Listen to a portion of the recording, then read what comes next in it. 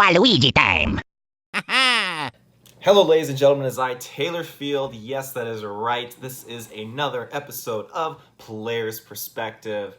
And it is a very special episode. You know, we are diving head on into the fall season this time around. If you're listening early on Patreon, then it's probably pumpkin spice, but not pumpkin time yet. But if you're listening as it just released, then it's definitely pumpkin time, October 1st. The time for Luigi's Mansion. That is right. In celebration of Luigi's Mansion 3 coming out at the end of the month, I am diving into the original Luigi's Mansion. This game is pure gold. I kid you not. May not talk about the second one really that much. It came on 3DS. I'm primarily going to talk about just the original because that's where, you know, it's just the heart and soul of, I feel like, most Nintendo kids kind of like journey. Just really, it captured it, you know. And that, granted, you know, there's a few people that I've talked to that, you know, they haven't played Luigi's Mansion, they're not really too big in Nintendo games, which is fine, but this is definitely a game that every Nintendo player should definitely have played at some point in their life. It is a true classic. I do want to shout out to Dylan, Muss, and Travis Snell. They were wanting to be on this episode with me, co-hosting it. But alas, it's a very, very busy time for the Geekverse, and we got a lot of stuff that we're doing, lots of content for you guys. So, that being said, yeah, it sucks they're not here, but you still got me, so that's okay. Another thing I will shout out is we have our 24-hour live stream returning. Yes, it's going to be great. Coming back the first weekend of November, I believe. I think it's like a 3rd and 4th of November, or 4th and 5th. Anyway, it's coming up first weekend of November. It's going to be great. We're going for $1,500 this year, and if we get it, we're going to be shaving Dylan's head. It's going to be fantastic. There's going to be the Gauntlet returning. There's going to be so many other awesome, fun events and crazy shenanigans going down. You're not going to want to miss it. In terms of Player's Perspective, we have another episode up on Patreon as well, where I'm actually joined with a special guest, Liam, and it is diving into Star Wars Battlefront 2 on the original Xbox. So that's up on Patreon early if you get access to it. That's great. Our last episode we did was FIFA Street, I believe. That was episode 3. And yeah, I think that's all I got for you guys. So, Luigi's Mansion. This game, I never had a Gamecube right away. Like, my first console that I had was a Game Boy Advance SP, and I love that thing. Played all the time. And whenever I wanted to play the Gamecube, you know, I'd always go out to my cousin Dylan's house, and we would play Smash Bros. Melee and Mario Sunshine, a bunch of other cool games. You know, because he originally got a NES console, so we play like Punch-Out, and we play original Mario Bros. Duck Hunt stuff. It was great.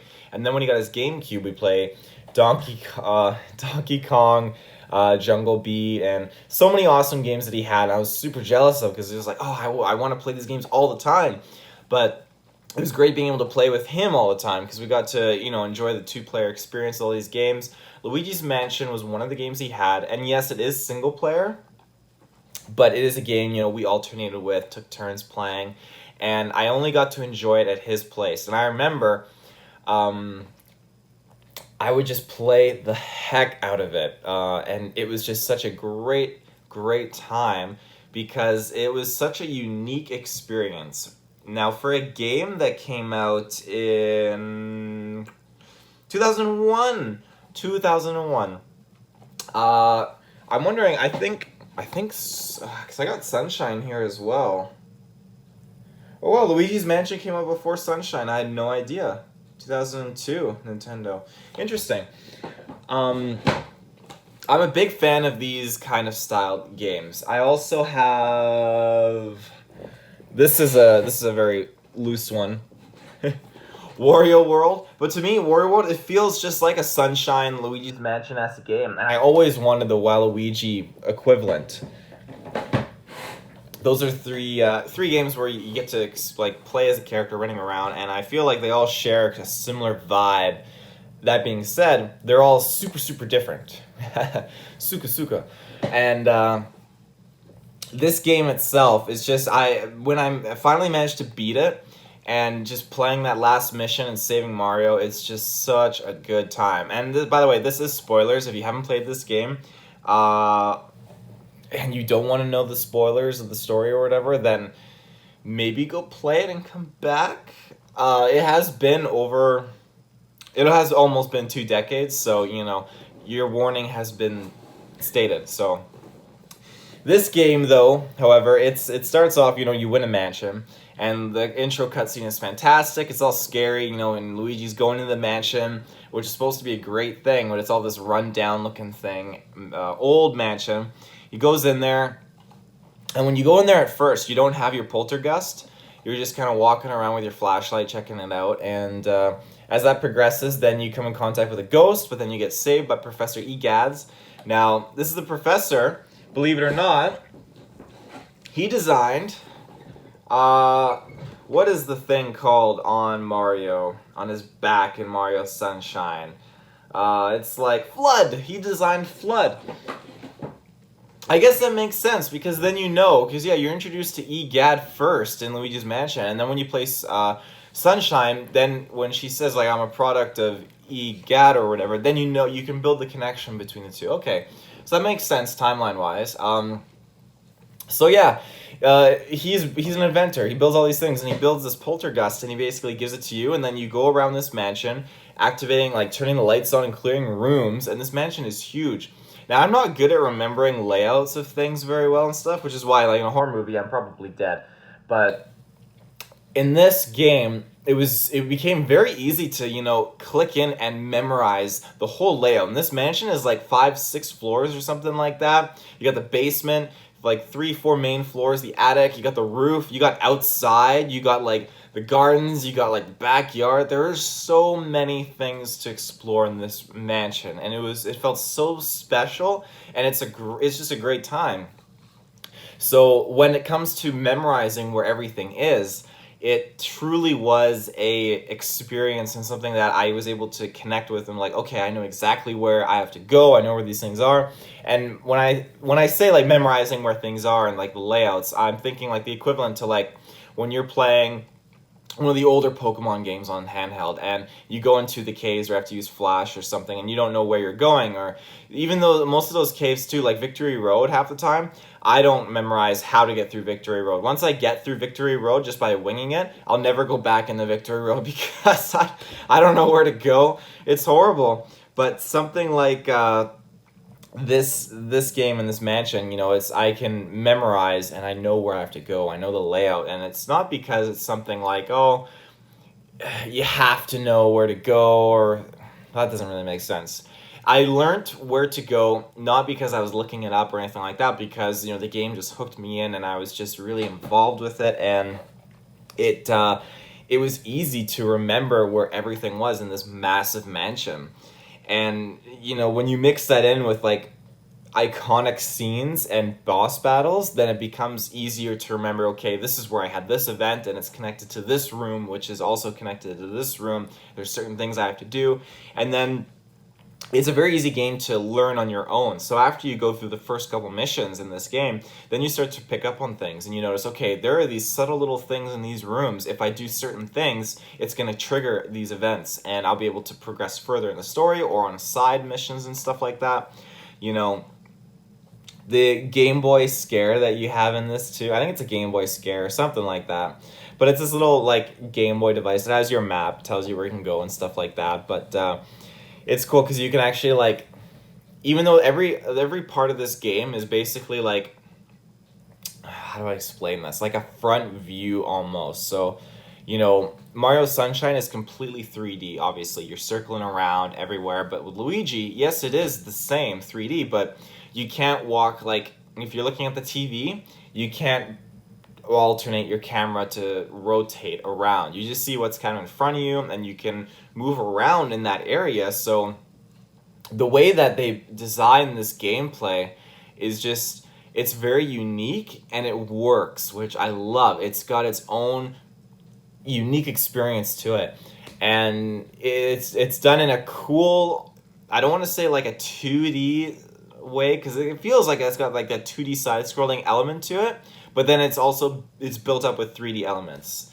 And I never would have thought like how to, you know, deliver on a game like that, but they do it so well with Luigi's Mansion. And granted, Luigi's Mansion 2, Dark Moon, like it had some of those elements too, but it very much felt way more, you know, 3D-esque and Sunshine, you know, Mario Sunshine a little bit with the way it was set up gameplay wise, you know, and moving around. And just even then, jumping from mansion to mansion, it did not have that same aesthetic or very awesome experience that the first one had, where it was just secluded to one mansion that you were digging into the secrets for and everything. You became kind of like a Ghostbuster going from place to place in the second one, and it lost that, which is again why I'm super excited for the third one, because it feels more contained, and it's going to be super fantastic. Now, this game, obviously, it has a few different ghosts, and the gameplay for taking down the ghosts, like, it's very easy to die. And when you die, it resets you back, and it sucks. Now, when you gotta... I love the mechanic. I love flashing the flashlight on the ghosts and then just sucking them up in the Poltergeist 3000. It's one of the greatest satisfying feelings in the world.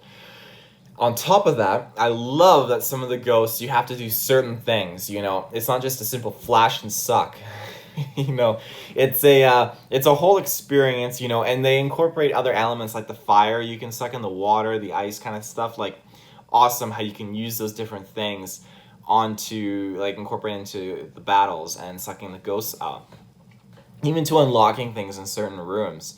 Now, obviously, right off the bat, if you're watching the video version, you can see this ghost right here. He is the guy that eats. Now, I remember...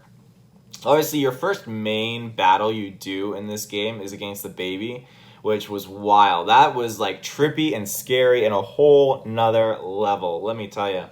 But this whole family, basically, is in this mansion. They're all ghosts, and you gotta suck them up and collect them, and then you put them into the machine that EGAD has, and it prints them into paintings, which is so cool. But... so the first main big boss you face is the baby, but then you have a whole bunch of other bosses, like Bogmire, who is the guy in the graveyard, and you have Nana, you have Lydia, Neville, Shivers. Shivers is the butler, and then you have Biff. Biff Atlas, I think, is like the bodybuilder guy, and Miss Petunia, she's the chick who's like showering or whatever. Nana obviously is sewing her and all that stuff. And Neville is like, he's the guy, one of the guys at the beginning. I think Neville and Lydia are one of the people at the beginning, before you get to the babies. So you see Lydia like doing her hair and jewelry and stuff, and Neville's in the study just kind of rocking on his chair reading. And Virgin Slim, Bankshot, I think he is the, okay, he looks like the guy playing pool. And yeah, Shivers is the butler who's going around with like the candles and stuff like that. And then you got you got the painting guy, Uncle Grimly. Oh boy.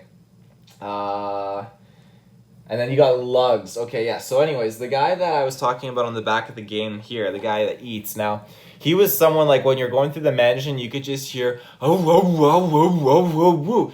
Apologize for my horrible impersonation of Lugs, but it's just this crazy noise, and it's like, what is going on? And finally, when you get into the room, you actually see this huge table with food, and for some reason, video game food always looks so good. And like food in like cartoons and stuff, it always looks so good, like way better than real looking food. It's the kind of food you just want to bite into it like Lugs is doing. Because I tell you, Lugs, he's just shoving food down his throat, into his mouth, and it's like, oh my god, you know, this is like, are they going for like the millennial vibe here of just, you know, food? I can get on board with this. And when you like stop him from eating and he just freaks out and goes to town, you know, it's just, he was a super fun battle. And that's another thing too. You have your big boss battles like Bogmire, the baby, obviously King Boo, Bowser, whatever. But then you have these bosses which are just so much more laid back, and you feel like, okay, this is some serious stuff, obviously,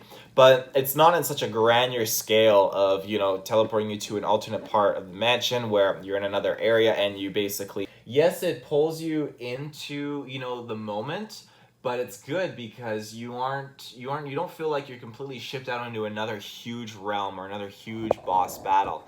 It's nice because you're essentially just put into this, this mini arena. The door is I think the door is locked, so you can't get back out, but you're just battling it out in this small, like, dining room or the foyer or something like that. It's a great time. It really is. Another one of the bosses, and I had it here. Where do they go? They were, like, in the band room, and it was super scary. I'll never forget that. The floating Warlindas. Oh, they were the dancing people. Oh, I forgot about them.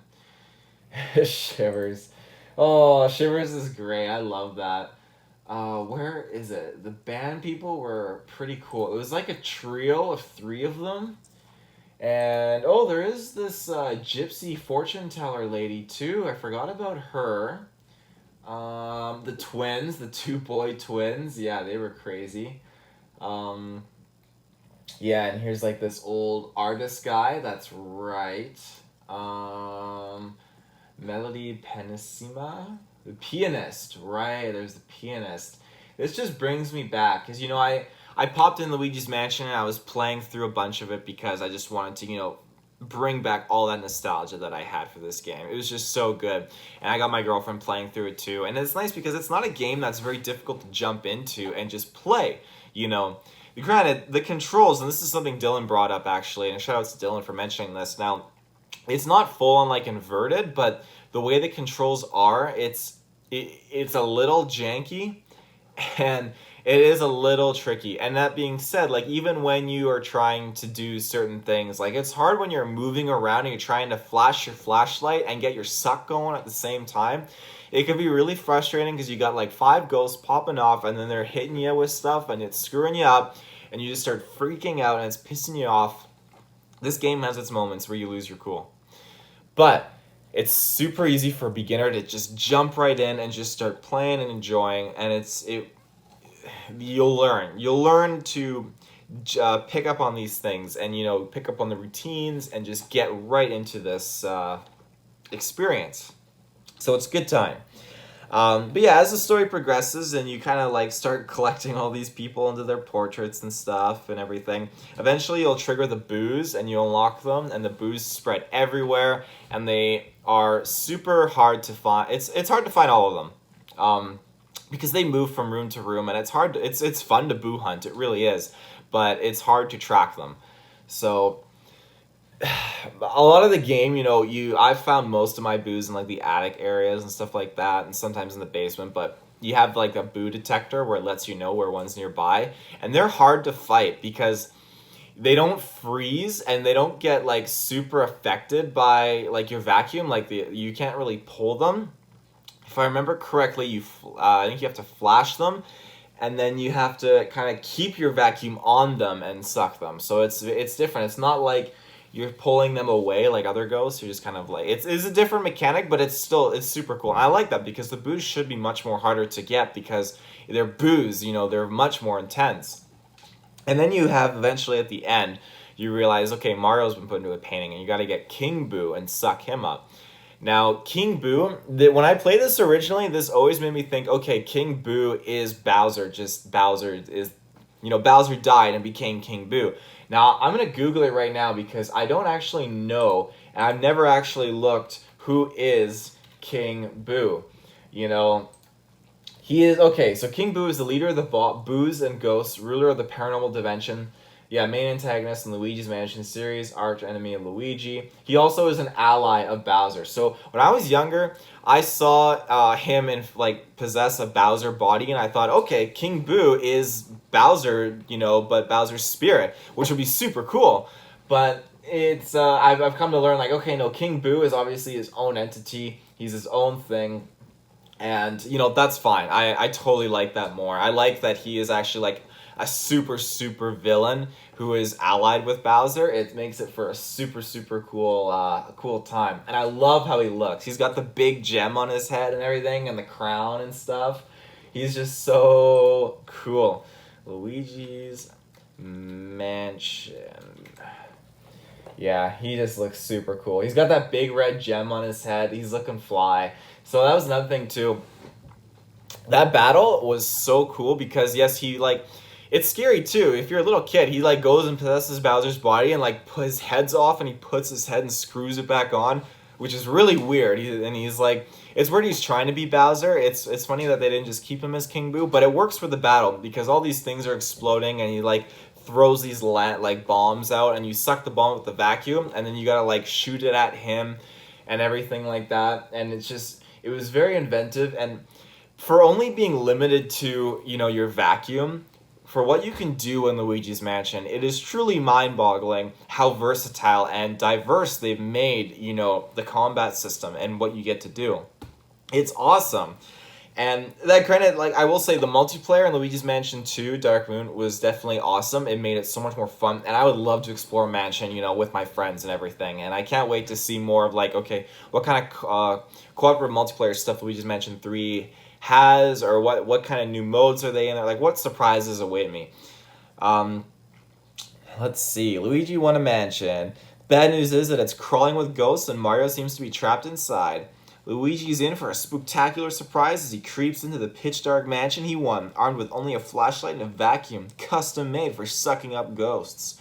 Ghosts lurk in every nook and cranny. You'll have to master the Poltergust 3000 to vacuum them all up. Jewels, coins, and cash are hidden throughout the mansion, and finding it all will be worth your while. You'll have to solve the mansion's many mysteries to catch a gallery of quirky ghouls, such as the fire-belching Mr. Lugs.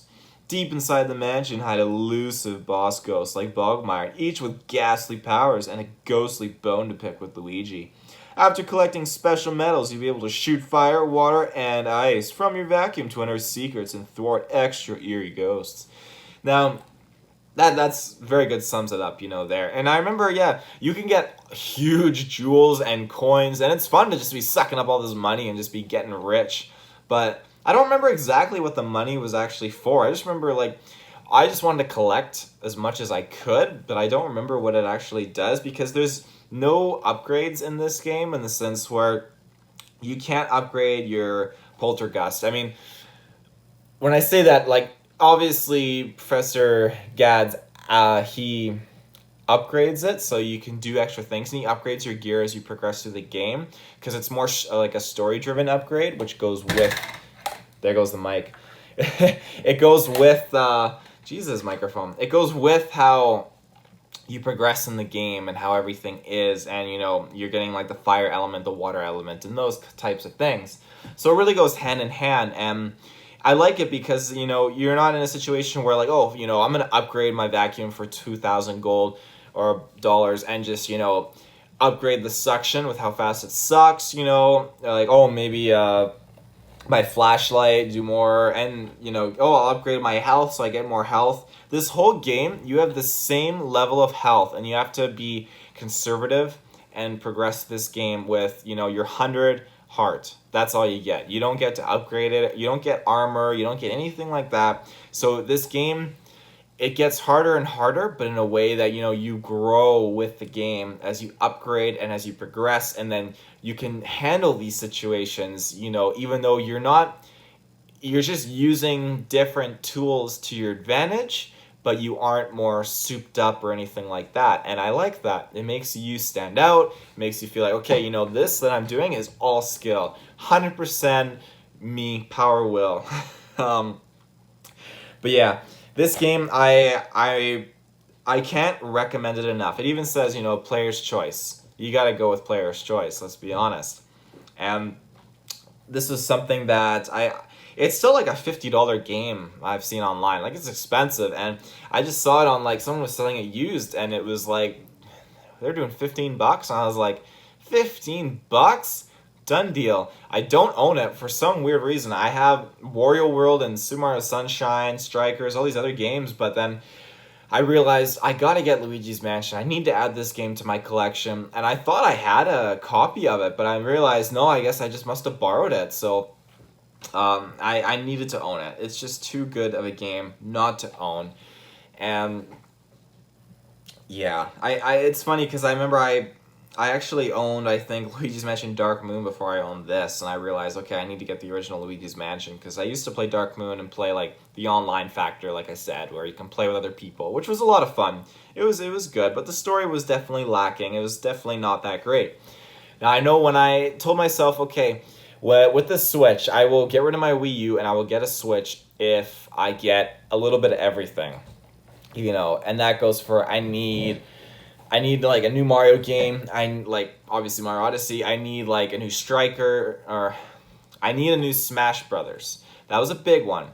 Now, I remember I was making calls like, we'll get Pokken on a Switch for sure. And we did. We got Pokken Tournament XD. And or not XD. Pokken, was it XD? It was Pokken Tournament XD. Okay, so I was thinking of like XD Gale of Darkness or something like that. But anyways, I to get my Switch and to get rid of my Wii U, I told myself, okay, I need a few different games. I need a Mario game, I need a new Smash Brothers game, and I need my Pokken game, and I got those. It was great. And then I realized, okay, now I don't need them, but if I were to get them, like I knew Pokemon was going to be jumping off of handhelds and going into the Switch eventually, which it is. Now we're just almost there at Pokemon Sword and Shield. Now, I also realized, okay, and this is not something that was mandatory, but it would just be icing on top. A Luigi's Mansion would be fantastic, and if they did it, I'm not expecting it, but if it happens to happen, then that's great, and it happened, and I am super, super excited. This is exactly what I've been waiting for a long time, and obviously I got Marvel's Ultimate Alliance 3, which you can check out. We got a bunch of content for that on the Geekverse channel. But then another game that I'm also super, super anticipating and hoping that we get is a Mario Strikers 3. There was Charged on the Wii, which I'm not like overly excited with and how the mechanics are. Not as good as that original on Gamecube, but I'm hoping that we get a 3 because one of the teams behind Luigi's Mansion 3 are also behind the Super Strikers franchise, and there's actually a nod in Luigi's Mansion 3 I saw of Strikers in one of the paintings. You can see, I think it was the goalie. Let me check it out here. Luigi's Mansion 3 Strikers Easter egg. Oh, we got a live feed right here. Okay. Yeah, so you actually see one of the paintings. You can actually see, because that's the next level games, I should say that.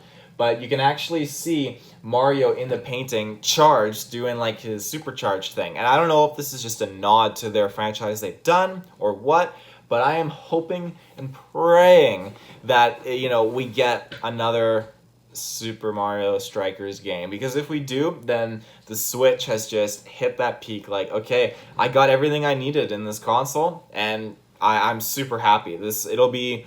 I can't say it's like my favorite Nintendo console because I got so many fond memories on the Gamecube, but I can honestly say like this is definitely just one of the best things ever because I have so much new stuff and it's incredible. It's absolutely incredible. I honestly wouldn't be opposed to them bringing back Luigi's Mansion 2 Dark Moon over onto the Switch. I wouldn't want to pay like a full price for it, but I would love to actually give it a try on like a bigger screen and, enjoy that co-op aspect and see what it's like. I think another thing too was I would have loved to have played the original Luigi's Mansion on my Switch. I think it would have been super cool if they threw it in with this game or they brought it in like available on like the Nintendo shop or something like that. I think that would have been super cool and it would have been an awesome experience just to play it if they like updated it, upgraded it. Like Luigi's Mansion HD, that would have been super cool. But yeah, this game has so many good memories for me and so much just nostalgia that it's something that, as I said before, you have to play. It is a great experience, and this time of the year, getting closer to Halloween, it's an absolute must. You can't go wrong, and it's funny because yes, obviously Luigi's Mansion 3 does drop on October 31st, so it's going to be a little bit tricky for me because we obviously have a lot happening with Halloween, Luigi's Mansion 3. We have Halloween, and then shortly after, we literally have the 24-hour live stream, which is going to be nuts. But that's like classic Nintendo that they just wing it and they go for it. Oh yeah, another game that I wanted for the Switch was Mario Maker 2. That's another one. Check out my review for that as well. But yeah, Luigi's Mansion 3, October 31st, 2019. And they waited a long time before we actually got to figure out the release date for this, but finally they dropped it. We knew it was going to definitely happen within the time frame of October with Halloween. But yeah, Luigi's Mansion, the original one, came out September 14th, 2001. Interesting. That's good to know. Luigi's Mansion. Interesting. Ooh, so I got some trivia for you about Luigi's Mansion. It was originally going to be much darker and possibly rated T. It's rated E for everyone. Can you imagine however, Nintendo ultimately decided against this. Wow. When you try to copy a file, there is a message at the top right corner that says more files means more fear. That's Nintendo's way of throwing shade down, I guess. When you try to delete a file, there is a message at the top right corner that says you can erase the files but not the fear. That's so good. Oh, Nintendo. When you go in the control settings screen, it'll play some music. Then after a while, it'll play a weird sound. And finally, if you wait a bit more, it'll play the sound again. Then after, it will play Totaka's song. I'm not sure who Totaka is. Let's see. When you pause the game, the pause screen will show a picture, and behind the picture will show a Boo whose eyes will sometimes move. Okay, yes, I do know that. In the file select screen in the European version, in the upper left corner, there's a text saying, "Come in, the mansion is yours." And if you wait, the text changes to, "Come in, the mansion is ours." The US version has "Welcome to your mansion," which fades to "Welcome to our mansion." That's freaky stuff, ladies and gentlemen. A remake of the game for the Nintendo 3DS was announced, yes. So they did remake that actually, yeah, for 3DS, that's true. So it wouldn't be hard for them to port that over onto the Switch. Late in the game, Luigi is able to talk on a phone to Professor Egad. During this, his shadow glitches to make it look like he's hanging himself. Nintendo later confirmed that this is a glitch and not an Easter egg. I should hope so. Their main star, Luigi, hanging himself in this game, that's definitely a brutal rated T for teen Easter egg, if you ask me. In a couple of rooms in the mansion, there are posters that are clearly referencing the Universal classic monsters like Dracula, Frankenstein, and the Wolfman appearing on these posters. That's pretty cool. Kenny James, the voice of Bowser, is uncredited despite Bowser appearing as the final boss of the game. Oh, that's kind of interesting too. Very, very interesting. Yeah, so it looks like that's all Oh, wait. Nintendo Gamecube was the first non-handheld console to launch without a game starring the company's mascot Mario. Instead, Nintendo launched the system with Luigi's Mansion, starring Mario's normally overshadowed brother. The Nintendo Gamecube was the first non-handheld console to launch without a game starring Mario. That is very interesting, and I had no idea. That makes the GameCube feel so much more special because, Luigi gets a little bit more of a spotlight. And I guess it makes sense because Mario Sunshine obviously came out next, like a year after this. So it only makes sense. But that's super cool. So there's a couple little bits of trivia there for you, ladies and gentlemen. But yeah, that is all I got about Luigi's Mansion. And, I'm going to go end this cast. I'm going to go pop in the GameCube. I'm going to go suck up some booze. It's going to be a good time. So I hope you enjoyed this, and it means so much if you could, like us on Facebook, like us on all our social media, like Twitter, follow us, and go on iTunes, leave us, whatever star rating you want if you think we're worth it, and then please put a review. We really want to hear from you. We really want to hear, how we can improve ourselves and the content we do. It means so much to us. So thank you for taking the time to tune into this episode of Player's Perspective, Luigi's Mansion. And until next time, I will see you in the search bar. Have a good one.